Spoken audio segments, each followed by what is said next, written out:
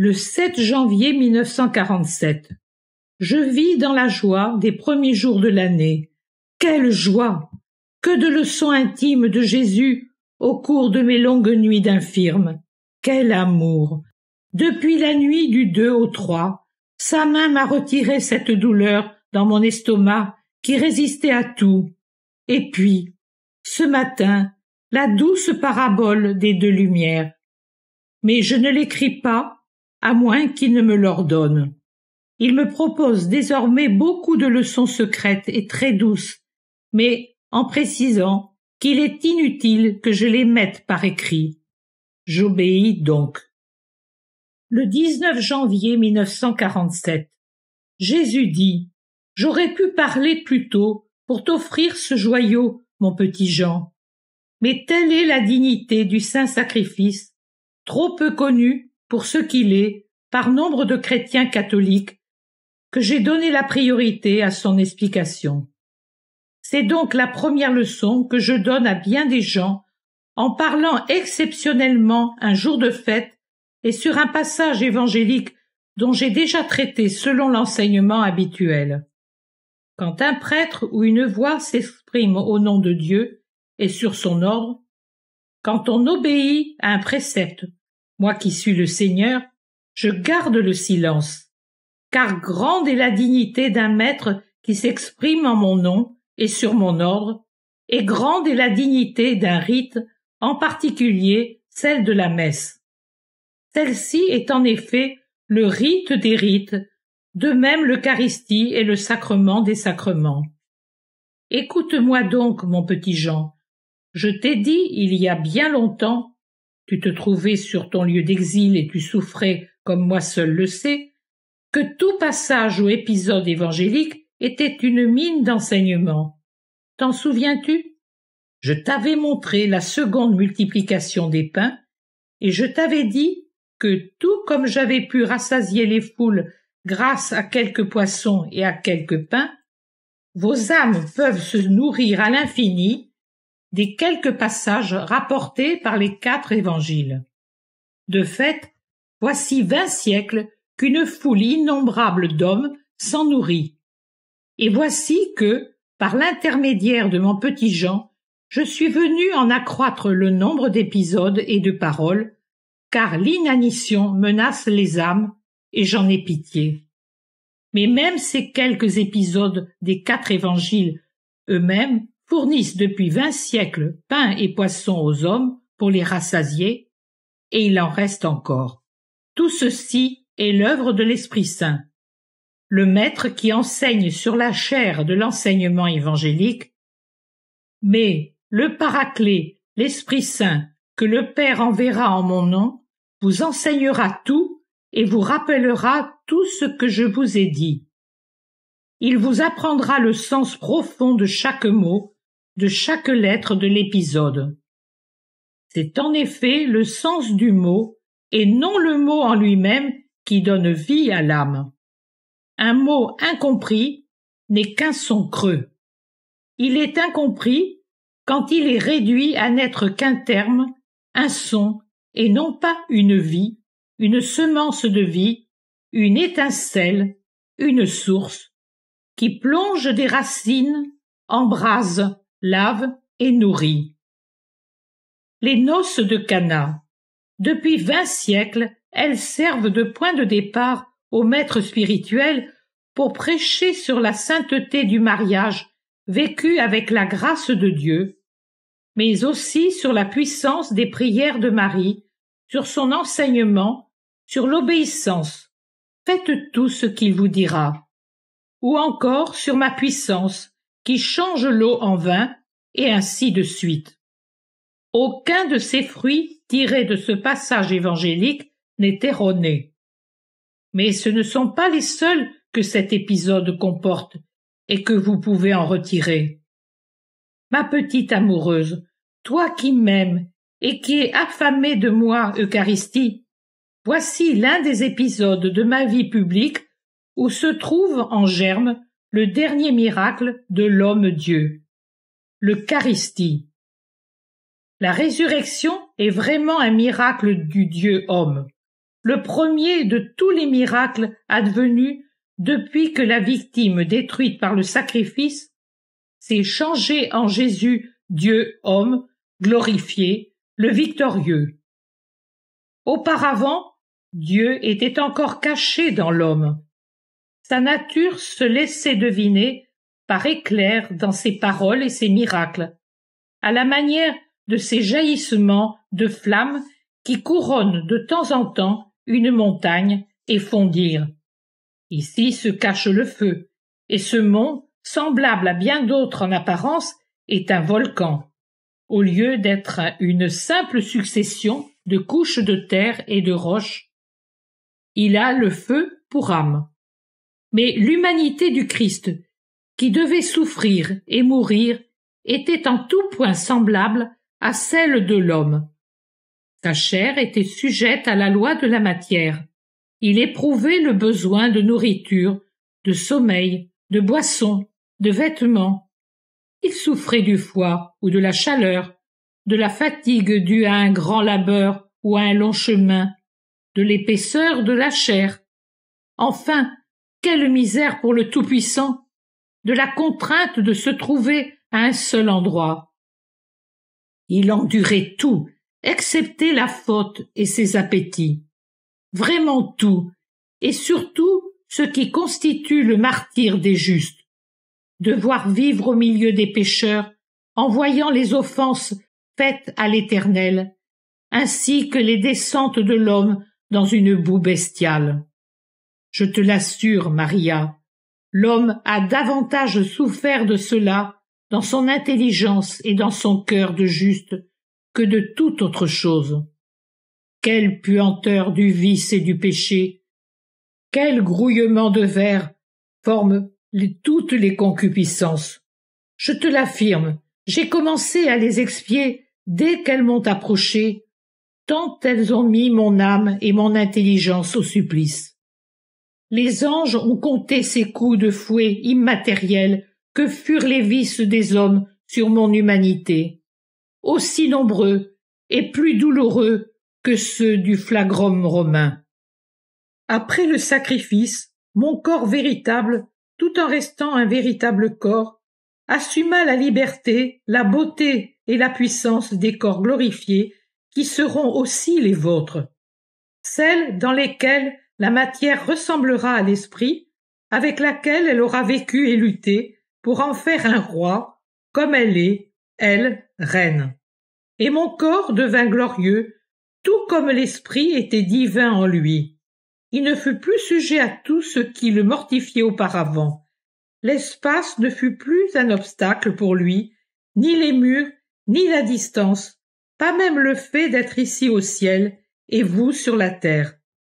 Ceci afin d'être sur terre comme au ciel, vrai Dieu et vrai homme, avec ma divinité, mon âme, mon corps et mon sang, infini comme il convient à ma nature divine, contenu dans un morceau de pain comme mon amour l'a voulu, réel, omniprésent, aimant, vrai Dieu, vrai homme, vraie nourriture de l'homme jusqu'à la fin des siècles, et vraie joie des élus pour ce qui n'appartient plus au siècle mais à l'éternité. L'Eucharistie est le dernier miracle de l'homme-Dieu. La résurrection, le premier miracle du Dieu-homme, qui transforme de lui-même son cadavre en vivant éternel. L'Eucharistie, transformation des espèces du pain et du vin en corps et sang du Christ, se trouve à la jointure de deux époques comme l'étoile du matin, entre ces deux moments qui portent le nom de nuit et de jour. Lorsque brille l'étoile du matin, le pèlerin se dit « Le jour vient », bien qu'il ne fasse pas encore clair. Il sait en effet que cette lumière, à la limite du ciel, annonce l'aube. L'Eucharistie est l'étoile du matin des temps nouveaux. La lumière de ce miracle d'amour annonce l'aube, l'aube du temps de la grâce. C'est pourquoi, rayonnante de tous ses feux, elle est comme suspendue entre une ère qui s'achève et une autre qui s'ouvre, à la fin de ma prédication et au début de la rédemption. De même que l'étoile de l'Épiphanie avait brillé pour annoncer au roi mage que le roi universel était donné au monde, l'étoile de mon Eucharistie a brillé à la scène pascale pour annoncer au monde que l'agneau véritable était sur le point d'être immolé, que déjà il s'immolait en se livrant de son plein gré en nourriture perpétuelle aux hommes, afin que son sang n'arrose pas seulement les montants et les linteaux, mais qu'il circule en ne faisant qu'un avec eux, pour les rendre saints, et pour que sa chair immaculée fortifie leur faiblesse, tandis que l'âme du Christ et la divinité du Verbe habitent en eux et leur apportent la présence indivisible du Père et de l'Esprit éternel. Entre l'annonce de l'étoile de l'Épiphanie et celle de l'étoile eucharistique brille la lumière du miracle de Cana, accompagnée de ses symboles incompris, pour dire au monde ce que la sagesse et la puissance incarnée allaient accomplir dans le cœur de pierre des hommes avec la pauvre eau de leurs pensées. 3 jours plus tard, il y eut un banquet. 3 jours, 3 époques avant le festin de joie. La première va de la création du monde à la punition du déluge. La seconde, du déluge à la mort de Moïse. La troisième, de Josué, l'une de mes figures, à ma venue. Et encore 3 époques ou 3 jours, les 3 années de ma prédication avant le banquet pascal. Et de même que la préparation d'un banquet nuptial s'intensifie au fur et à mesure que s'approche le moment du festin, il en fut ainsi de mon banquet d'amour. Les voix du concert prophétique et les lumières de ceux qui attendaient l'époux véritable, qui venait épouser l'humanité pour en faire une reine, devinrent de plus en plus claires. La mère de Jésus était là. La mère, pouvait-elle être absente là où l'homme nouveau devait être enfanté? Ève, pouvait-elle ne pas être là si, dorénavant, la vie devait prendre la place de la mort? La femme peut-elle faire défaut quand s'approche l'heure où le serpent aura la tête écrasée et où des limites seront posées à sa liberté d'action? Impossible. La mère des vivants, l'Ève sans tache, la femme du « Je vous salue Marie » et du « Qu'il me soit fait selon ta parole », la femme au talon puissant, la corédentrice est donc présente au banquet où l'union de l'humanité et de la grâce est inaugurée. Mais le vin venant à manquer, les invités risquaient de ne pas se réjouir en présence de Jésus. Vraiment, lorsque je suis arrivé à mon banquet de grâce, j'ai trouvé que le vin a vite manqué. Il y en avait trop peu, et il a eu tôt fait d'être bu, si bien que les hommes s'attristèrent, car je décevais leurs espérances de s'enivrer de suc humain, de puissance et de vengeance. Qu'avais-je trouvé au début de ma mission? Des jarres de pierre destinées aux purifications des Juifs, autrement dit, aux purifications matérielles. Voilà, après des siècles et des siècles d'assimilation impure de la sagesse, les cœurs s'étaient changés en jarres de pierre, non pas pour se purifier soi-même, du reste, mais pour servir à purifier. C'est là le rigorisme, l'extériorité des rites. Ce rigorisme endurcissait sans servir à nettoyer personne, pas même soi. C'est l'habituel péché d'orgueil qui consiste à se croire parfait et à considérer les autres comme impurs. La dureté opaque de la pierre opposée à la lumière et à la souplesse de la sagesse qui illumine et aide à comprendre et à aimer. Des cœurs fermés. Même l'eau dont ces jarres sont remplies ne les adoucit pas. Elle sert à les glacer, rien de plus. Une fois l'eau jetée, elle reste sèche, dure et sans parfum. Voilà l'extériorité des rites qui remplissent sans pénétrer, sans transformer, sans rendre doux ni parfumé. Ces outres, ces cœurs étaient vides. Elles ne contenaient même pas ce minimum utile qu'est l'eau pour purifier les autres. Elles étaient vides. Elles n'avaient même pas pensé à se remplir du minimum. Elles étaient vides, hargneuses, rêches, inutiles, sombres intérieurement, comme un antre, et extérieurement grises de poussière et de vieillesse. Remplissez d'eau ces jarres. Ah, que d'eau vive n'ai-je pas versée dans les cœurs de pierre des Juifs pour qu'ils aient au moins ce minimum qui leur permette de servir à quelque chose. Mais ils n'ont pas changé, et dans leur grande majorité, ils ont rejeté l'eau pour rester vides, durs, sombres et hargneux. Puisez maintenant. Dans les cœurs qui accueillent l'eau, elle se changea en un vin choisi, à tel point que le maître du repas remarqua: tout homme sert d'abord le bon vin, et quand les gens sont ivres, le moins bon. Toi, tu as gardé le bon vin jusqu'à présent. En effet, j'ai gardé le meilleur pour la fin, moi, l'époux du grand festin. À la dernière scène, le dernier acte du maître, moi, l'époux, j'ai changé non pas l'eau en vin, mais le vin en mon sang, pour une nouvelle transformation destinée à vous aider à être heureux de mon bonheur, qui est saint et éternel. 3 années durant, j'avais rempli les jarres vides de l'eau venue du ciel. Désormais, l'eau ne suffisait plus. Le temps du combat et de la joie était venu. Or, le vin est utile aux combattants, et il ne saurait être absent des festins. Je vous ai donc donné l'Eucharistie, mon propre sang, afin que vous buviez ma force pour devenir fort, ainsi que ma joyeuse volonté de servir Dieu, pour que vous deveniez des héros, à l'instar de votre maître, et que ma joie soit en vous. Ce miracle de la transformation d'une espèce en l'autre n'a pas connu de fin. Les jarres du banquet de Cana se sont rapidement vidées, laissant enivrés les invités aux noces. En revanche, mon Eucharistie remplit toujours les calices et les ciboires de la terre entière depuis des siècles.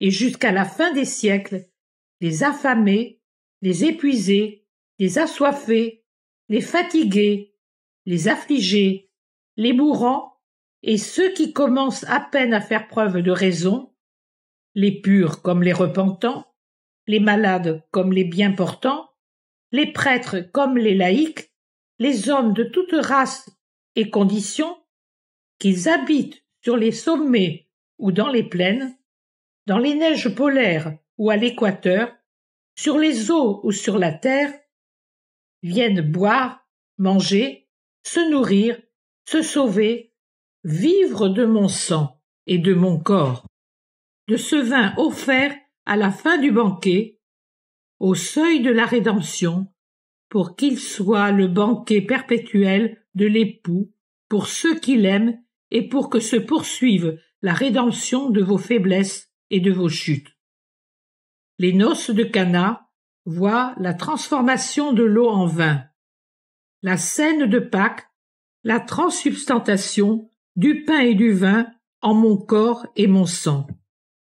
La première marque le début de ma mission de transformation des Juifs de l'Antiquité en disciples du Christ. La seconde marque le début de la transsubstantation des hommes en enfants de Dieu par la grâce qui revit en eux. C'est le dernier miracle de l'homme-Dieu, le premier et perpétuel miracle de l'amour humanisé. Voilà, mon petit Jean, l'une des applications, et c'est la plus élevée, du miracle des noces de Cana.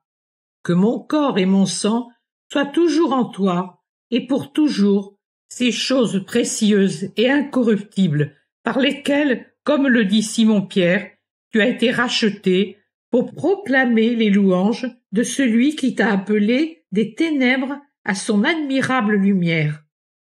Que ma paix soit en toi, ma petite épouse, qui aspire ardemment à l'amour. La paix soit en toi. La paix soit en toi. La paix soit en toi.